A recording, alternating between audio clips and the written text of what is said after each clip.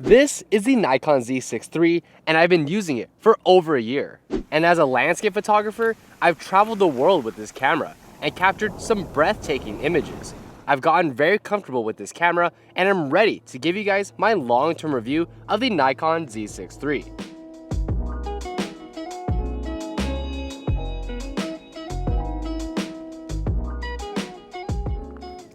The Nikon Z6 III has been a very comfortable camera to use. Now, I don't mean comfortable as in I'm anxious to shoot a landscape and it gives me affirmations. Shh, it'll be okay. What I mean is that I love the feel and handling of using the Z6 III when out on a shoot. The Z6 III is a bit bulkier and heavier in size compared to its predecessor, and initially I thought this might make it more cumbersome to use, but instead has made it feel more ergonomic. The larger size fits better in my hands and is more comfortable to hold. And with the grip being extended down, meant I can rest my pinky finger more comfortably on the camera and gave me more room to work with.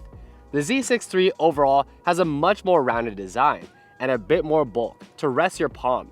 This made my finger placements on the different buttons and dials feel more natural. Now, I will say I have some pretty average sized hands, so if you have smaller or larger hands, your experience could vary. But the improvements made to the ergonomics was a step in the right direction for pretty much all photographers. An aesthetic change that I was a fan of was the prism design at the top that resembled that of the Z8 and Z9. It just looks cool, and I like this over the Z6 EVF, which tended to be more elongated and slicked back. But if we move down to the screen, is where we'll see a lot of those Z6 III design improvements shine through. The display is very bright and can be cranked up in natural sunlight. It's very easy to see and very comfortable to view in the middle of the day. However, this will eat more battery life as a result, which is why I always recommend having 3 to 4 batteries on you when out on long shoots. But something to keep in mind is that the increased brightness on the camera screen will make the exposure look brighter. However, this doesn't mean the result will be a brighter image, which is why I always make sure to have the histogram up to have an accurate view of what the exposure actually looks like. The screen overall is much better. It's sharper and brighter, and makes shooting with it easy to use no matter what the conditions look like outside. Now, something that purist photographers may get mad about would be the flip screen.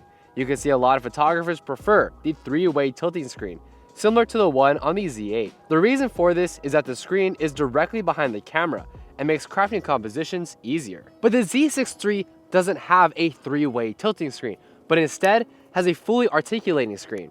And hot take, I actually think this screen is great. Of course, having the flip out screen to the side means that you have to compensate a bit for when trying to craft your composition to account for this screen not being directly behind the camera. But the benefits here absolutely outweigh the cons, as we can see this screen from virtually any angle. Whether it's low to the ground in vertical orientation or awkwardly off to the side, I can see the screen no matter what. And for landscape photography, having that flexibility is huge, because you have no idea what kind of situations that you'll be put into. I think having the flip screen is much more beneficial over having a 2-way tilting screen for sure, and arguably could be better than a 3-way tilting screen. But that's just how I feel about it after fully using it this past year. And of course, you may have had different experiences. However, one major upgrade that I think everyone can agree on is a major improvement to the UI.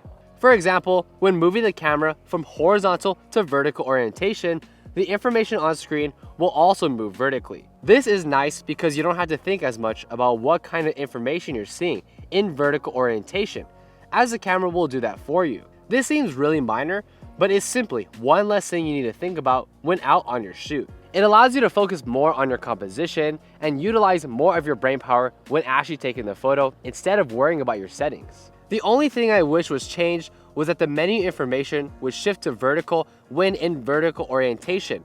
That would make the entire experience much more seamless, but unfortunately, it doesn't. And you need to take out the camera into horizontal orientation in order to have the information right side up.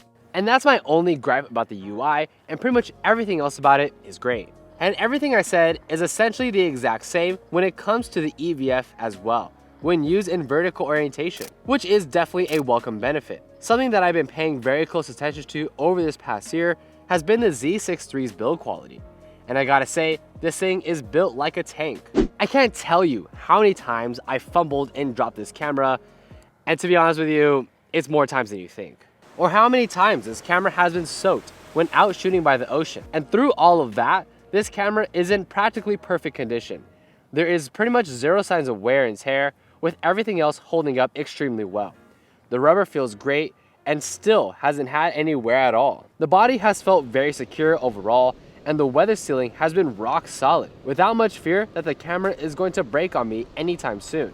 I feel very sure that no matter what situation that I put this camera in, that it will be protected from the elements, and have confidence that it will survive through anything. Another change that has made the experience much more pleasant has been the screen sharpness, specifically when zooming in.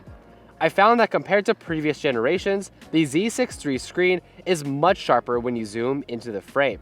It's especially helpful when manual focusing, as I have an easier time telling if the image will be in focus or not. Having a more accurate picture on the screen simply means I'll get more images in focus because of the sharper screen. And yes, even though this may seem like a very minor change, this could be the difference between you getting an image in focus or having it be out of focus. One feature of the Z6 III that I thought would be much more useful was pixel shift. It's a feature that will take multiple images and stack them together for an increased resolution and greater dynamic range. On paper, this sounds great. I mean, 96 megapixel images, who wouldn't want that? But in the real world, this wasn't a feature I used very often because it seemed like the images would resolve less detail than that of a standard photo. The images felt a bit soft and lacked the detail that you'd expect a 96 megapixel image would be able to resolve. And compared to the regular photos, I found the regular photos to be much sharper. It's disappointing considering that pixel shift was one of the features that I was most excited for when picking up the Z6 III. Hopefully they can improve it so that they can minimize that loss of detail. But for now, I'll stick to the regular photo mode, or if I need to increase dynamic range, I can just go to HDR when shooting non-moving subjects like mountain ranges. I know it may seem like my review thus far has been very mixed, and to be fair, no camera is perfect. But I gotta say, the Nikon Z6 III is an incredible camera for landscape photography. The improvements to the UI and experience allowed me to free up my mind and focus on taking the image over worrying about what my camera is doing.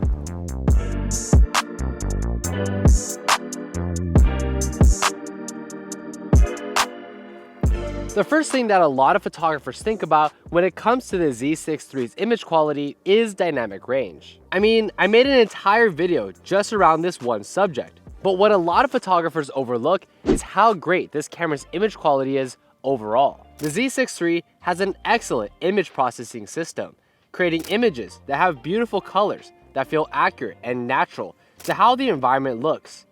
It doesn't apply a heavy contrast or desaturation of the colors, but instead creates a pleasing looking image that has tons of life to it. The images have plenty of pop to them and contrast that helps make the image stand out.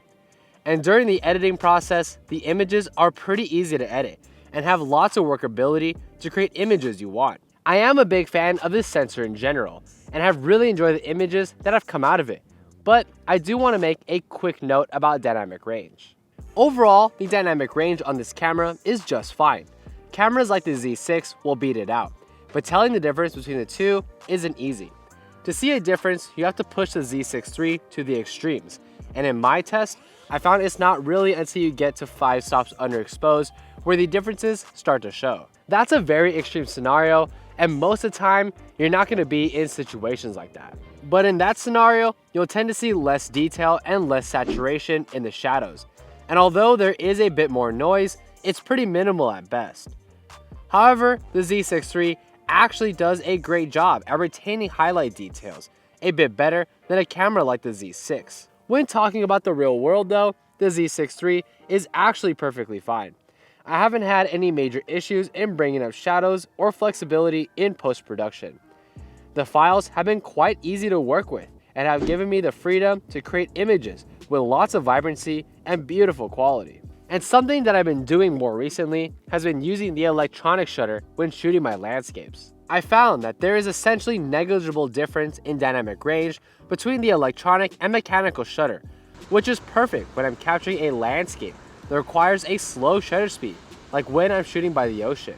This helps to greatly reduce camera shake and capture more images with greater detail. It's definitely a subtle change versus a mechanical shutter, But in a situation where there's a lot of wind, having the electronic shutter can make a big difference. And even though the electronic shutter is mainly thought of when shooting fast action, I can definitely recommend using it for landscape photography. Overall, I like the images out of the Z6 III. They're pleasant, vibrant, and very natural feeling. And even though the dynamic range is a bit short of its predecessors, it doesn't mean that it can't produce great images.